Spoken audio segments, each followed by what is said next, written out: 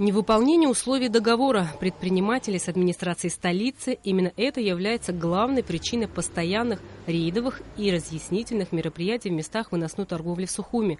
Недобросовестные предприниматели, помимо выделенной им территории, используют часть тротуара, затрудняя движение пешеходов. Помимо этого, они размещают товар на газонах, чем доставляют неудобства жителям и гостям столицы. Проблема эта наболевшая. Постоянно жители столицы обращаются в администрацию города с просьбой решить вопрос. Проблема существует давно, и ежегодно массовые рейдовые мероприятия не приносят должных результатов. Почему?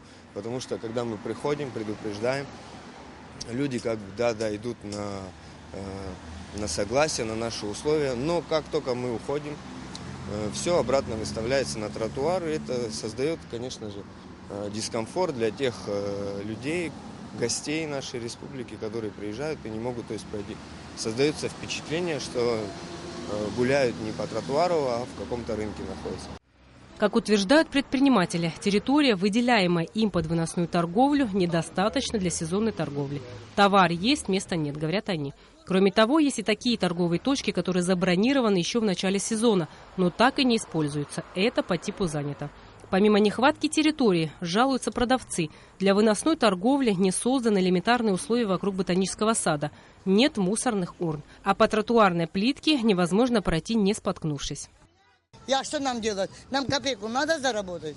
Надо, моя золотая. Мы тоже жить хотим, мы все жить хотим. Мы налоги оплачиваем, мы все делаем. Вот эти плиты пускай сделают. Вот это тоже запишите.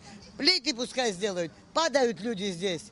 Если говорить о торговле на Сухумской набережной, то ситуация там изменилась к лучшему, говоря об упорядочении мест торговли. Возможно, новые правила для выносной торговли на набережной, которые были внесены в этом сезоне, смогут частично решить возникшую проблему и в других торговых точках столицы, у Ботанического сада и у МВО. Между тем, пока нет закона, регулирующего выносную торговлю. Городским властям остается надеяться только на совесть предпринимателей.